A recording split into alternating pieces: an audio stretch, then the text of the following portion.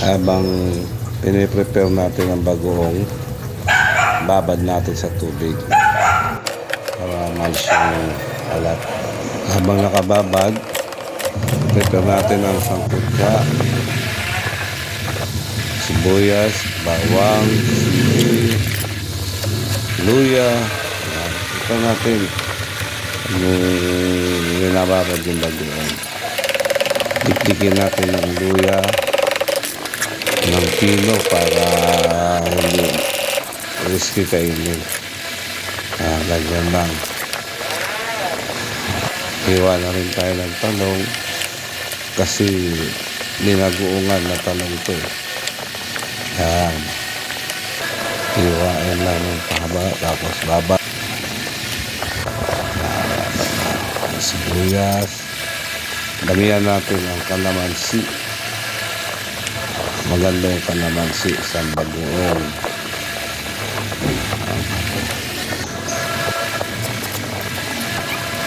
Tabi muna natin.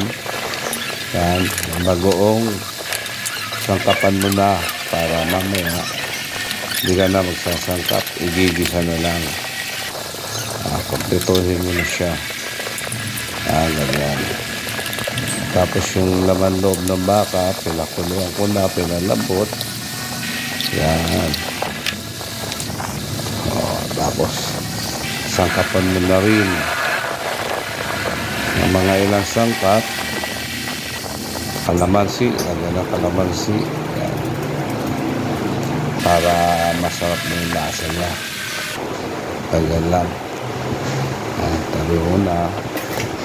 Tapos yung bagoong, higaan ng maraming kalamansi para masarap yung lasa. Tsaka maalis yung lansa niya. Hindi mo siya malalasahan ng ano talaga. Malangsa yung bagoong. Ganyan. Tapos halu-haluin mo para mamaya i-stir-cho gisa na lang. Ganyan ako magluto ng bagoong. Yan. Tapos kailan lang. Iisa na natin yan. Pwede na yan. Okay.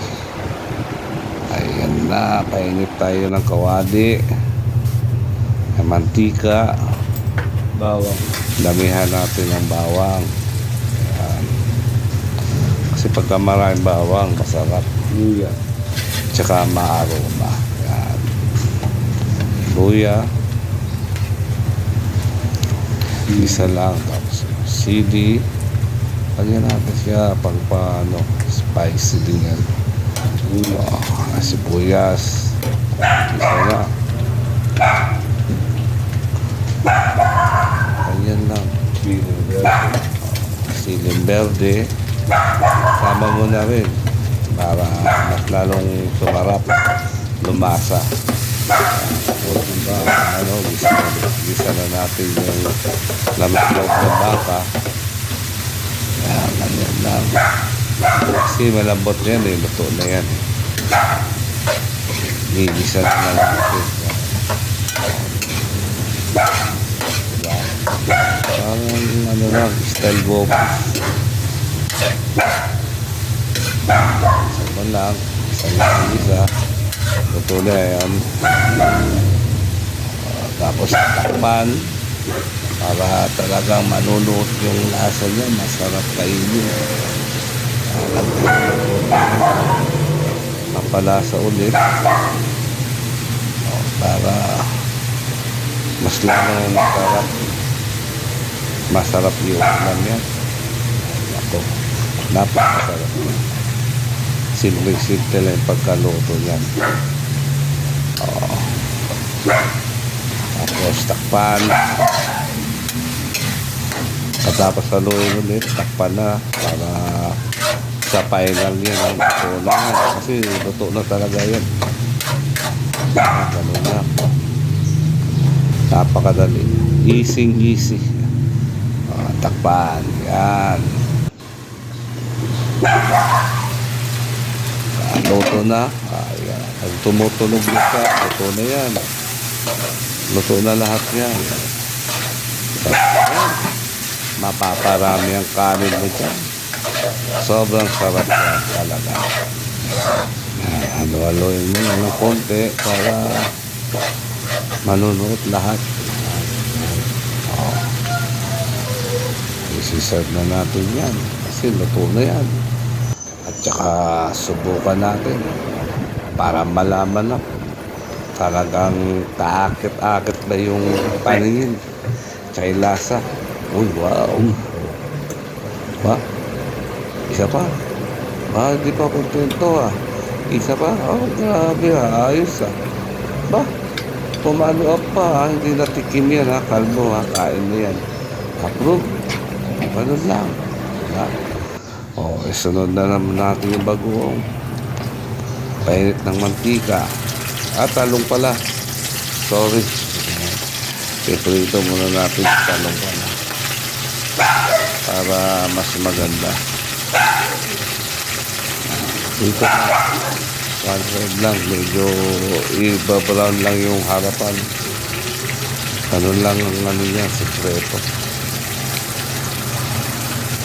Maganda yung pagkaluto niya.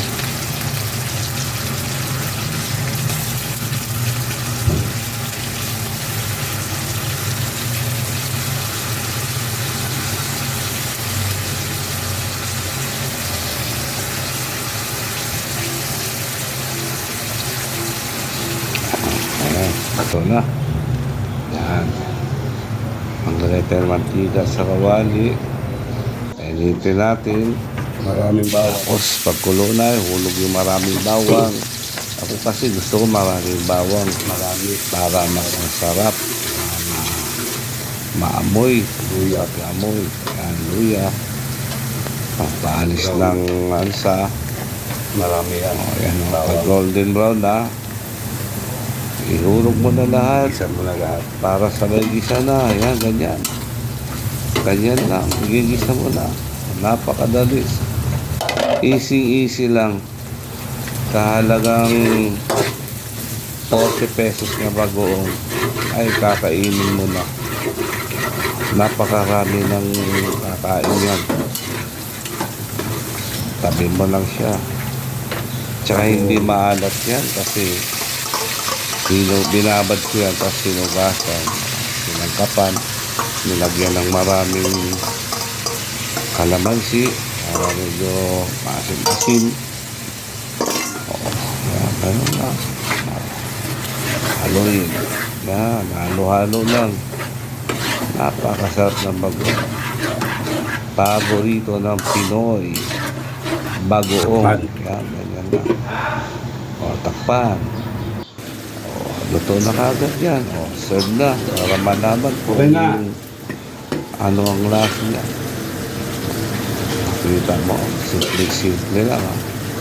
Hindi ako maraming mantika maglagay kasi para hindi siya masyadong nakakaumay. Pagka maraming mantika kasi nakakaumay. Yan, yan. Tapos lagay mo yung talong sa taas. At topping. Yan, ganyan. Itong talong. Tikman na. Ha? Anong lasa, kalbo? Pamalo pa talaga ha. Ibang klase si kalbo ha. Mukhang sarap na sarap ha.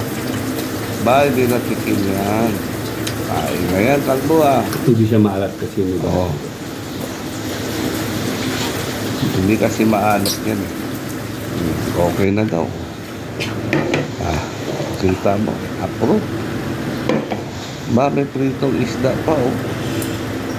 Klase si kalbo ah. Siyempre pagka may bagoong, may isda, kumain pa, umirit pa talaga si kalbo. Sarap na sarap yata ah. Kita mo, walang kanin yan. Kaya na. Ibig sabihin, hindi maalat. Diba? Okay, thank you.